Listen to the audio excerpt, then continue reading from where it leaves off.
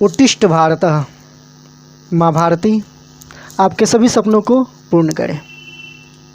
प्यारे बच्चों, पॉलिनोमियल में आज हम लोग बात करेंगे क्यूबिक इक्वेशन की। क्यूबिक जो पॉलिनोमियल होता है उसकी बात करेंगे। यानी घन में पावर होता कितना है, आप लोगों को याद है पावर 3 होता है। यानी जो पॉलिनोमियल का फॉर्म होगा वो ax³ plus bx² plus cx plus d के फॉर्म में होगा।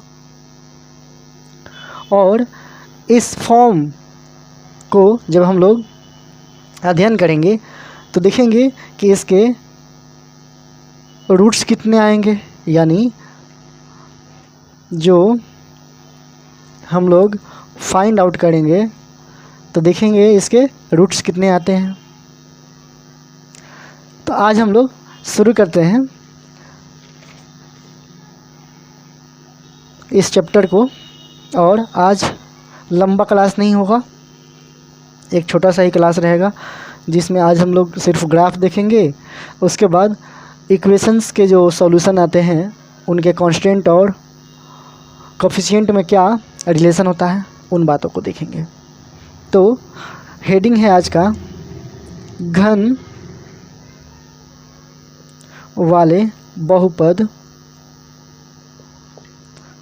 का जीरो या मान निकालने के संदर्भ में। कोई इक्वेशन हम लोग लेते हैं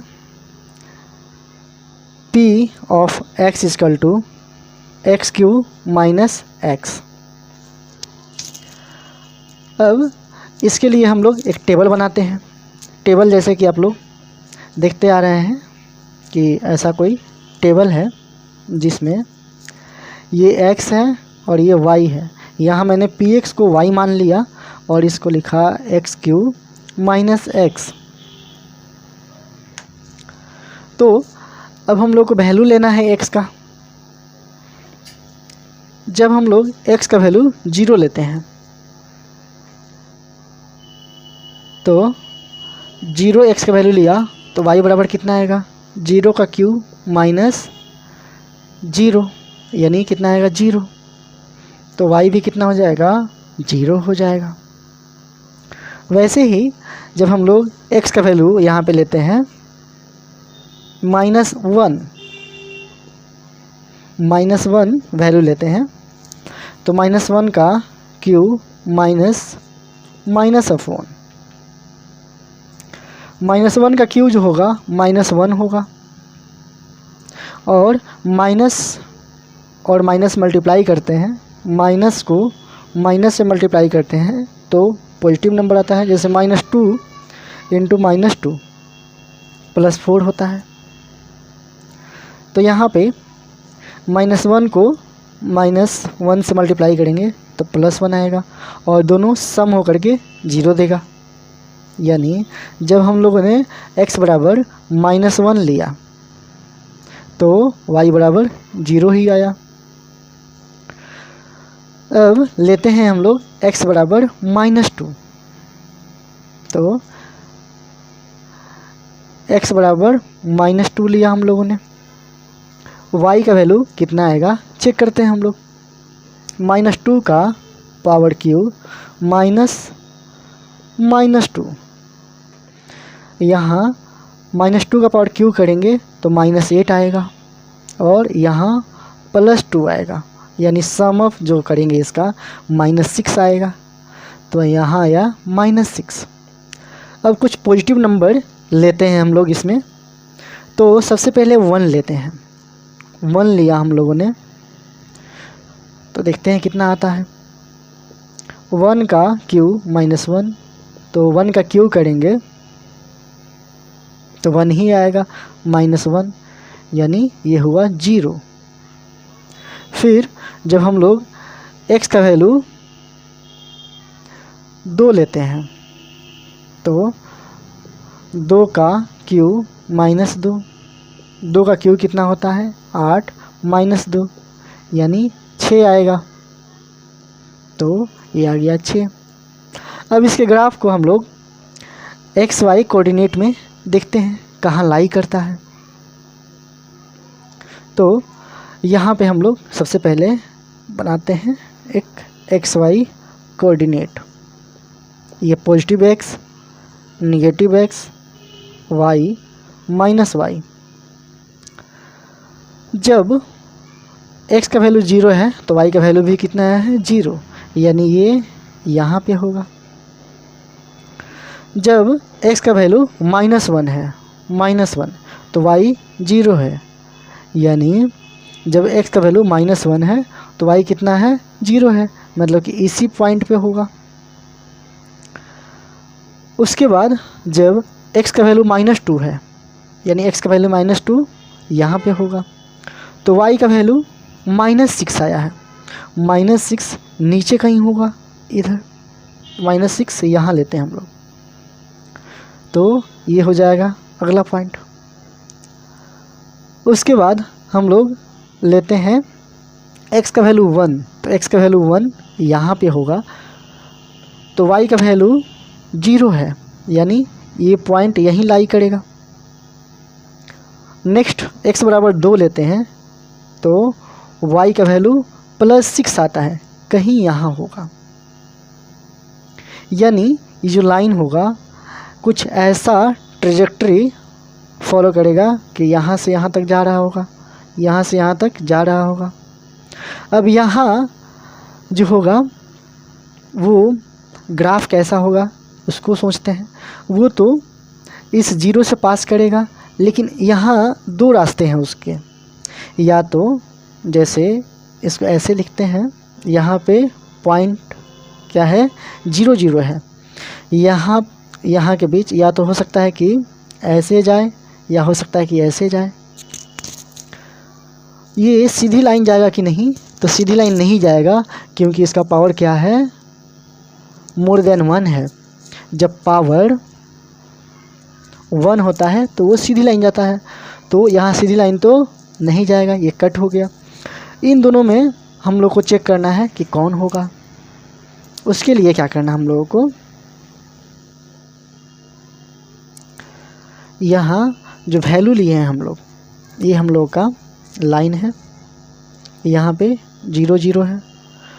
अब एक से कोई छोटा वैल्यू लेते हैं, यानी -1 से कोई बड़ा वैल्यू, यहाँ पे क्या है -1 है, और यहाँ -1/2 बोल सकते हैं या -0.5 बोल सकते हैं। जब ये वैल्यू अगर इस इक्वेशन में रखेंगे तो कितना मान आएगा, एक बार चेक कीजिए। तो कितना आएगा, y का वैल्यू 1/2 का पावर कितना है बोलिए, -1/2 का पावर 3 -1/2। इसको सॉल्व करते हैं तो -1/8 और +1/2, दोनों का एलसीएम लेते हैं तो 8 आता है। और 8 को सॉल्व करते हैं, 8 और 2 को, तो आएगा बोलिए 1 -1 प्लस कितना आएगा 4, यानी 3/8 आएगा। तो y का जो वैल्यू होगा वो पॉजिटिव है, तो पॉजिटिव कहाँ होगा, ऊपर होगा। नीचे जो होगा वो y का वैल्यू निगेटिव होगा, क्योंकि आफ्टर ऑल ये ऐसा कुछ ग्राफ है, y पॉजिटिव ऊपर वाले हिस्से में है, y निगेटिव नीचे वाले हिस्से में है, तो ग्राफ कहाँ से जाएगा, ऊपर से होके जाएगा। तो यहाँ जो ग्राफ आएगा वो कैसे जाएगा, ऐसे होकर के जाएगा। वैसे ही दूसरे साइड भी हम लोग देख सकते हैं कि ग्राफ जो आएगा वो ऐसे होकर के जाएगा। आई होप आप लोग ये बात समझ गए होंगे कि ग्राफ का यहाँ पे मूवमेंट क्यों है और कैसा है। अगर आप लोग को इसमें कोई डाउट होगा इस कंसेप्ट पे, तो आप लोग कमेंट कीजिएगा या इसको स्पीड कम करके देखिएगा, तो आपको ये समझ में आ जाएगा। अब अगर हम लोग सिंपली इसका कोई इक्वेशन लेते हैं जो आसानी से सॉल्व हो जाए, तो वैसे कोई इक्वेशन हम लोग ले करके देखते हैं।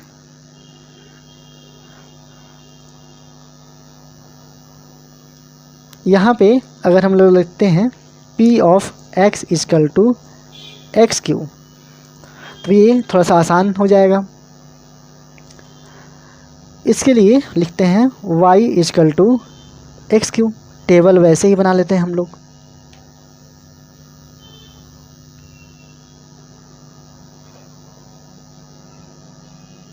यहाँ पे x है, यहाँ पर y है। x का वैल्यू लेते हैं 0, तो y का वैल्यू कितना आएगा 0, क्योंकि x का वैल्यू 0 का क्यूब करेंगे तो y का वैल्यू कितना आएगा 0 ही आएगा। x का वैल्यू लेते हैं 1, तो y का भी वैल्यू कितना आएगा 1 आएगा, क्योंकि 1 का क्यूब करेंगे तो कितना आएगा 1 आएगा। जब x बराबर लेते हैं 2, तो y का वैल्यू 8 आएगा, 2 का क्यूब 8, तो यहाँ हो गया 8। अब हम लेते हैं x का वैल्यू 3, तो y का वैल्यू कितना आएगा 3 का क्यूब 27। कैसे 3 इंटू 3 इंटू 3, 3 3 जा 9, 3 जा 27, तो यहाँ आया 27। अब हम लोग कुछ निगेटिव नंबर्स लेते हैं। निगेटिव में सबसे पहले -1 लेते हैं, तो -1 का क्यूब करेंगे -1 ही आएगा। अब हम लोग लेते हैं -2, तो -2 का क्यूब करेंगे -8 आएगा, तो -2 लिया -8 आया। -3 लिया हम लोगों ने, -3 का क्यूब करेंगे तो -27 आएगा, -3 -27। वैसे आप लोग पावर कुछ भी होता है तो उसमें हम लोग ऑड और इवन देखते हैं, जो डिसाइड करता है कि साइन पॉजिटिव होगा या निगेटिव होगा। जब हम लोग एक्सपोनेंट वाला क्वेश्चन करेंगे तो ये सब सीखेंगे वहाँ पे। अब हम लोग इसका खींचते हैं ग्राफ, तो ग्राफ के लिए वही x और y एक्सिस का कोऑर्डिनेट लेना है हम लोगों को। ये +x -x +y -y। Division हम लोग को पता है 1 2 3 4 5 6 ऐसे हो सकता है, वैसे ही इधर division.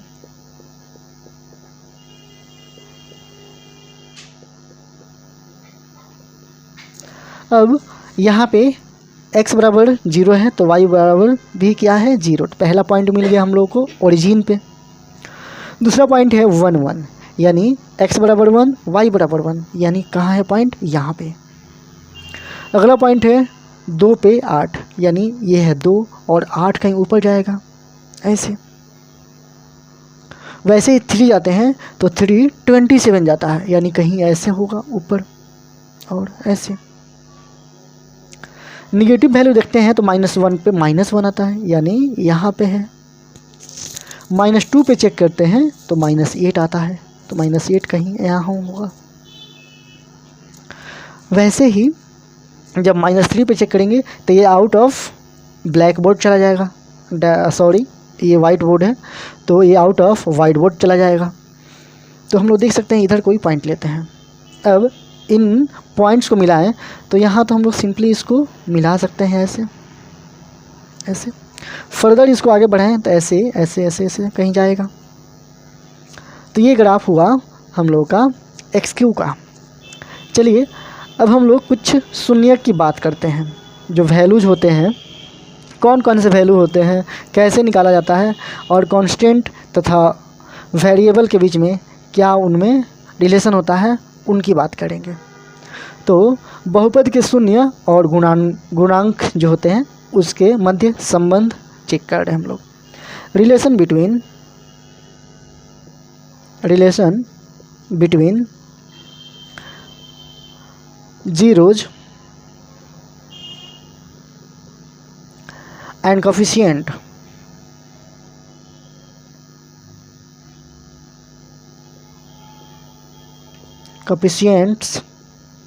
of a polynomial. Hindi में कहें तो बहुपद के शून्य और गुणांकों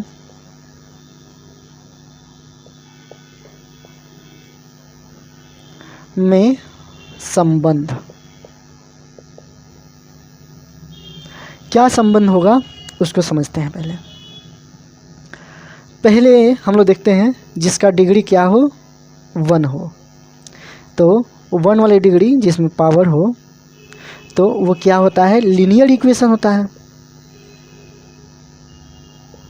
या लीनियर पॉलिनोमियल होता है। हम हमेशा ही इस्तेमाल करते हैं इक्वेशन की, तो इक्वेशन इसलिए बोल देते हैं क्योंकि फाइनली हम लोग उसके आंसर पे बात करते हैं। तो वैसे समय में हम लोग को बोलना पड़ता है इक्वेशन। जब तक उसको इक्वल के बराबर नहीं किया जाए तब तक इक्वेशन नहीं, उसको एक्सप्रेशन कहा जाता है या पॉलिनोमियल कहा जाता है। तो चलिए 1 डिग्री वाले की बात करते हैं हम लोग। जैसे मैंने बोला कि लीनियर इक्वेशन का फॉर्म क्या है, ax + b = 0। और हम लोग जानते हैं कि लीनियर इक्वेशन का मान या जो रूट है या इसको कहते हैं 0 कितना होता है, 1 होता है। 1 मतलब सिंगल होता है, सिंगल वैल्यू होता है। After solving the equation we get only single value which is for the variables. So basically we will discuss here the value of x and here we have to find the value of x. यहाँ हम लोग को x का value निकालना है। x का value निकालने के लिए हम लोग क्या करते हैं, वेरिएबल हमेशा अकेला रहना चाहता है। वेरिएबल जो होता है चर हमेशा अकेला रहना चाहता है। अकेले रहने के लिए क्या बोलेगा b को कि तुम अपना भाई साइड चेंज कर लो, तो इधर हो जाएगा x और b साइड चेंज करेगा तो उसके साथ निगेटिव साइन आ जाएगा, because in the LHS b has positive sign, when it change its side so it carry a negative sign. अब यहाँ x क्या कहता है, अकेला रहना चाहता है। अकेला रहेगा तो बोलेगा कि भाई तुम भी यहाँ से हट जाओ। अब जब ये हटेगा तो ये भी अपना साइड चेंज करेगा। हम लोग जानते हैं कि प्लस माइनस में चेंज होता है, माइनस प्लस में चेंज होता है, डिवीज़न मल्टीप्लिकेशन में और मल्टीप्लिकेशन डिवीज़न में। तो ये यहाँ पे a x के मल्टीप्लिकेशन में है, दूसरा साइड जाएगा तो x बराबर -b और डिवीज़न में क्या आ जाएगा, a हो जाएगा।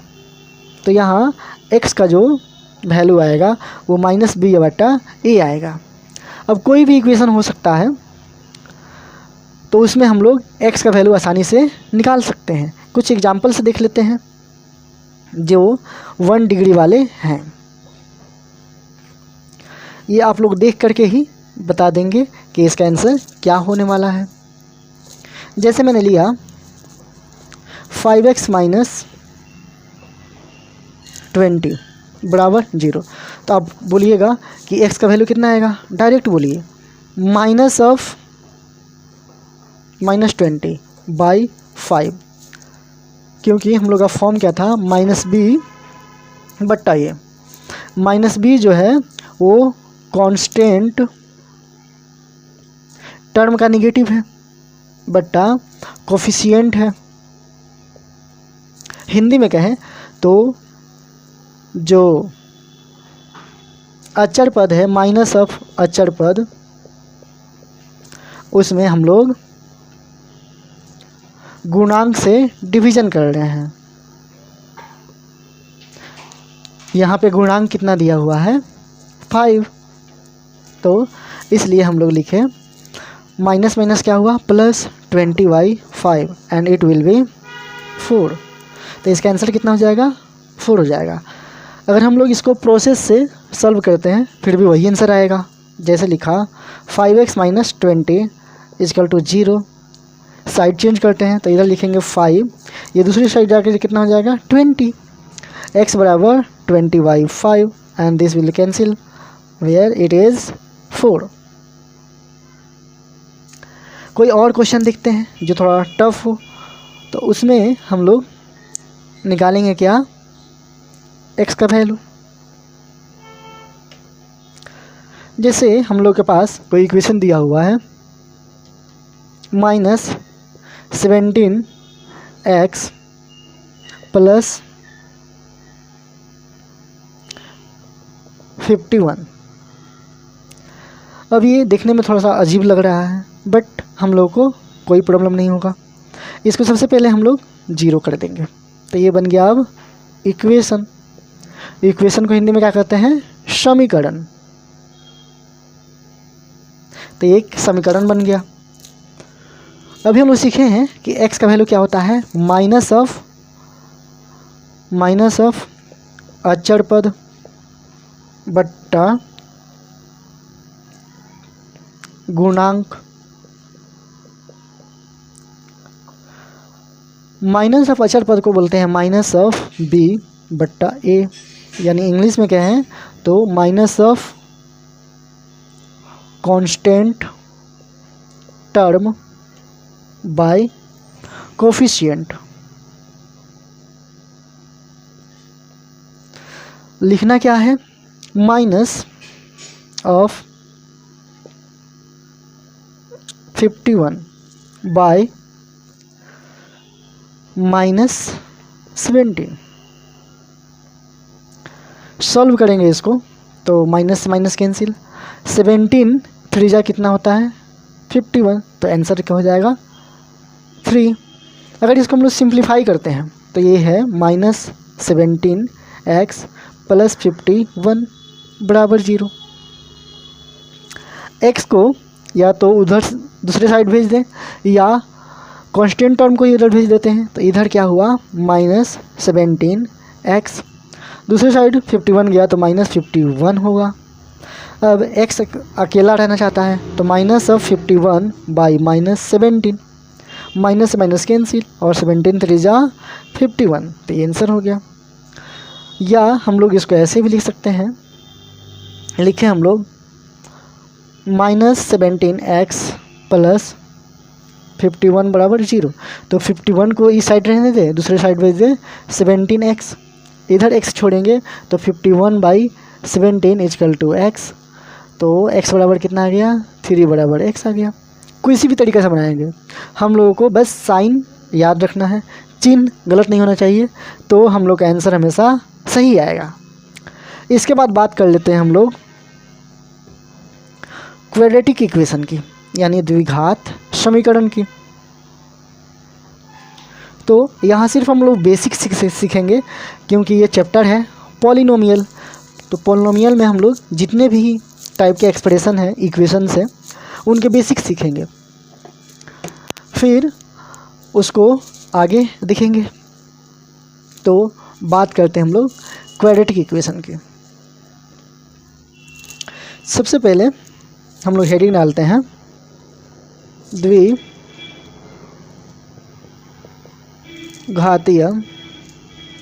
बहुपद के शून्य को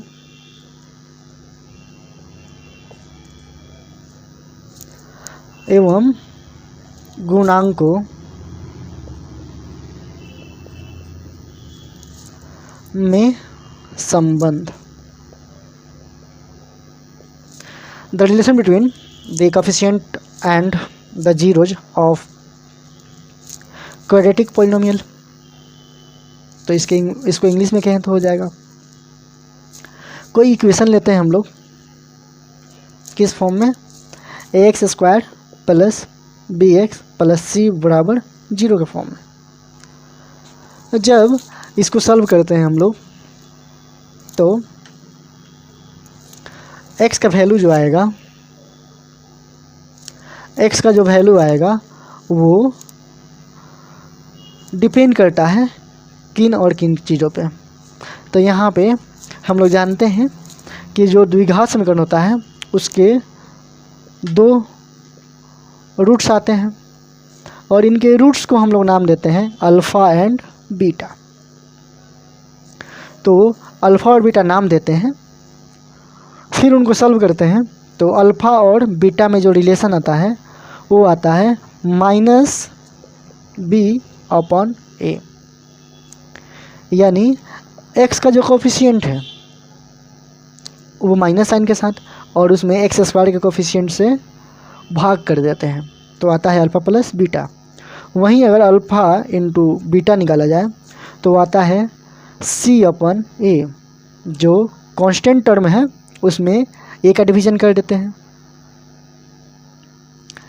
अब हम बात करते हैं कि कोई इक्वेशन लेते हैं और उसमें alpha plus beta, alpha into beta यानी रूट्स निकालने की कोशिश करते हैं। फिर एक सिंपल सा हम लोग अभी यहाँ पे रूल है उसको याद करने की कोशिश करेंगे और उसी से हम लोग आगे चल के क्वेश्चन बनाएंगे। फिर जब यूज टू हो जाएंगे हम लोग तो मिडिल टर्म स्प्लिटिंग या अदर जो प्रोसेस होता है उसको सीखेंगे। तो हम लोग का रूल क्या है, वो है श्रीधराचार्य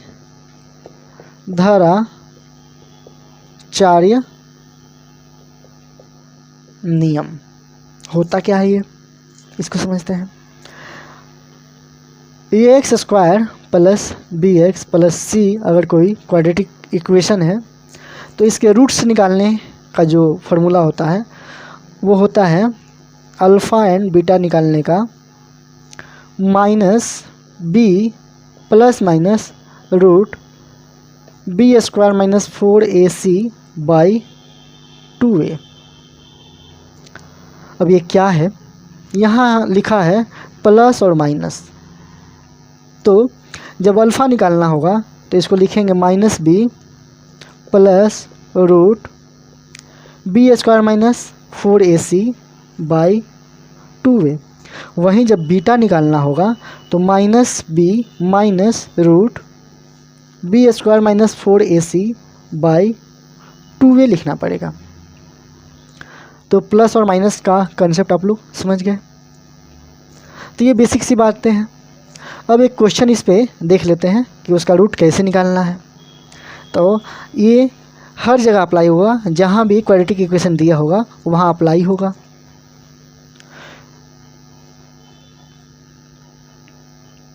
एक इक्वेशन हम लोग लेते हैं 3x² - 9x plus 6 = 0 quadratic equation है और इसके अल्फ़ा और बीटा की बात करते हैं। तो अल्फ़ा जो होगा वो कितना होगा, -b। सबसे पहले हम लोग लिखते हैं a बराबर कितना है 3, b बराबर कितना है बोलिए -9 और c बराबर 6। तो -b तो -9 प्लस माइनस, तो यहाँ सिर्फ हम लोग क्या लिखेंगे, प्लस लिखेंगे रूट। इसके पहले एक और काम कर सकते हैं हम लोग इसमें कि इस फॉर्मूला में रूट में आता है b² - 4ac, तो इसको पहले सॉल्व कर लेते हैं, उसके बाद इसका वैल्यू पुट कर लेंगे। तो इसको सॉल्व करते हैं तो कितना हो जाएगा, -9 का स्क्वायर -4 इंटू a का वैल्यू कितना है 3 और c का वैल्यू 6। ये यानी जब करेंगे इसको तो कितना आएगा, -9 का स्क्वायर करेंगे तो 81 हो जाएगा, माइनस इसको करेंगे तो 36 18 चौका 72, ये 72 72। 81 में से 72 माइनस करेंगे तो आएगा 9 और 9 का जो रूट होता है वो होता है 3। अब जब 3 आ गया तो अल्फ़ा आसानी से निकाल सकते हैं। अल्फ़ा बराबर -9 प्लस 3/2 इंटू 3, यानी फार्मूला क्या है, -b plus minus root b² - 4ac/2a। तो ये तो पहले ही निकाल चुके हैं हम लोग। इस टोटल का वैल्यू कितना आ गया है, 3 आ चुका है। ये हो गया 9 प्लस 3/6, कितना हो गया 12/6 यानी 2। बीटा निकालेंगे तो कितना आएगा देख लेते हैं। -9 -3/2 इंटू 3, ये +9 - 3/6 यानी 6/6 1 आया, ये आया 1। तो अल्फ़ा और बीटा की जो वैल्यू आए, अल्फ़ा बराबर कितना आया 2 और बीटा बराबर 1, ये आंसर हुआ। अब हम लोग यहाँ पे क्या कर सकते हैं कि इसी इक्वेशन को मिडिल टर्म स्प्लिटिंग से देखते हैं। हालांकि आपको अभी वो प्रैक्टिस नहीं करना है, लेकिन देखा रहेगा तो लगेगा कि हाँ ऐसे भी कुछ होता है। तो सबसे पहले हम लोग क्या करते हैं, 6 को 3 से मल्टीप्लाई करते हैं। तो मैंने क्या किया, 6 को 3 से मल्टीप्लाई किया, कितना आया 18 का मैंने फैक्टराइजेशन किया, 2 से किया, कितना आएगा 9। अब 2 से नहीं होगा तो 3 से 3 और 3 से किया तो 1। तो ये सभी फैक्टर हुए। अब मुझे ऐसा करना है कि इन सबको मिला के ऐसा पेयर तैयार करना है, 2 पेयर तैयार करना है जिसको मल्टीप्लाई करने पे 18 आ जाए और जोड़ने घटाने पे 9 आ जाए। तो अगर मैं 3 को करता हूँ तो 9 आ जाएगा और 2 रखता हूँ 2, 9 और 2 को मल्टीप्लाई करेंगे तो 18 आ जाएगा। लेकिन 9 में से 2 माइनस करेंगे तो 9 नहीं आएगा, या 9 + 2 जोड़ेंगे तो 9 नहीं आएगा। फिर मैंने क्या किया कि इस जगह 2 इंटू 3 किया, इस जगह 3 रखा, यानी 2 3 6 और 3। अब मैं इन दोनों को ऐड किया तो 9 हो सकता है, और दोनों का मल्टीप्लाई किया तो 18 भी हो सकता है। तो ये एक फैक्टर हो सकता है। तो हम लोग को क्या करना है, 6 और 3 का पेयरिंग तैयार करना है। अब यहाँ लिखा मैंने 3x² minus 6x minus 3x plus 6 बराबर 0। अब देखिए तो -6 और -3 कितने होते हैं, -9 होते हैं। तो देखिए तो इसी को कितना लिखा है, इतना, यानी -9x को स्प्लिट कर दिया हम लोगों ने, 2 खंडों में बांट दिया। कितना में, -6x में और -3x में। और इसी का नाम क्या है, मिडिल टर्म स्प्लिटिंग, यानी जो बीच का भाग है उसका खंडन कर देना। कितना आसान तो है। अब हम लोग देखते हैं यहाँ पे कि फर्स्ट और सेकेंड में क्या कॉमन है। तो दोनों में 3 कॉमन हो सकता है, x कॉमन हो सकता है। फिर यहाँ पे क्या बच जाएगा, x - 2। कैसे कॉमन निकालते हैं, तो इसको लिख सकते हैं 3 इंटू एक्स 3x² को मैंने लिखा 3 इंटू एक्स, और 6x को लिखा कितना 2 इंटू 3 इंटू एक्स। दोनों में 3 शामिल है, दोनों में x शामिल है, तो वो कहाँ कॉमन में चला गया। तो ऐसे करना होता है। फिर सेकेंड वाला में हम लोगों ने देखा कि दोनों में 3 है, तो 3 मैंने कॉमन लिया, तो यहाँ x - 2 आया। ये फैक्टर तभी तक सही होता है जब यहाँ और यहाँ बराबर आए, दोनों जगह बराबर आया है तो ये सही है। फिर इन दोनों को हम लोग एक बार कॉमन लेते हैं। तो कॉमन लेने में एक ही बार लिखना होता है, तो ऐसे लिख लिया। फिर यहाँ देखते हैं, तो जब ये कॉमन निकाले तो यहाँ क्या बच गया 3x, और यहाँ क्या बच गया -3। अब देखिए तो ये कितना है, x माइनस 2 को जब 0 करेंगे तो x बराबर क्या आया, 2 आया, जो एक आंसर हो गया हम लोगों का। उसमें भी आया था 2 और 1, तो पहला आंसर। दूसरी बार 3x माइनस 3 को 0 के बराबर किया तो 3x बराबर 3 आया, x बराबर 3/3 आया। इसको काटे तो कितना आया, 1, तो दूसरा आंसर भी सही हो गया। अब देखिए हम लोग इतना लंबा प्रोसेस किए, लेकिन अगर हम लोग थोड़ा सा शुरू में ही ध्यान दिए होते तो इतनी सारी प्रक्रियाएं नहीं करनी पड़ती। अब क्या है वो ध्यान देने वाली बात, तो यहाँ बात करते हैं हम लोग। यहाँ देखिए तो सभी में क्या है, 3 3 3 सब में कॉमन है, तो यहाँ 3 पहले ही कॉमन ले लीजिए। यहाँ क्या आ गया, x² माइनस 3x प्लस 2 बराबर 0। अब इस 3 को इधर भेज दीजिए, तो यहाँ x² माइनस 3x प्लस 2 आया, और इधर 0/3 किया तो 0 हो गया, यानी टोटल क्या हो गया, ये बोलिए 0 हो गया। अब इसका फैक्टराइजेशन करना है, तो वही क्या है, 2 है, 2 का फैक्टराइजेशन करेंगे, 2 1 जा 2, 1 1 जा 1, नहीं कर तो फैक्टर क्या हो सकता है, 2 और 1 हो सकता है।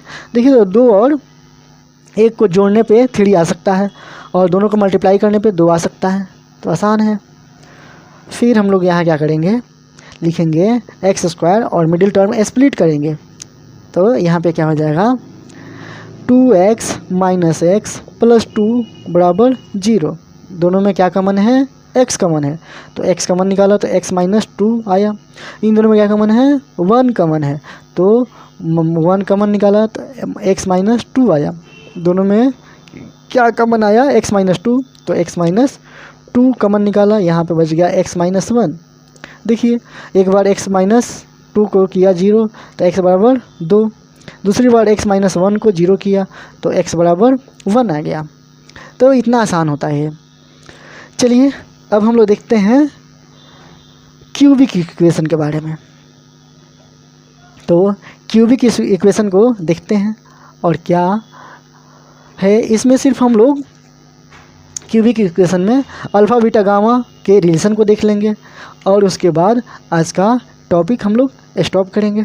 तो सिर्फ 2 सेकेंड की बात है, देख लीजिए क्या होता है।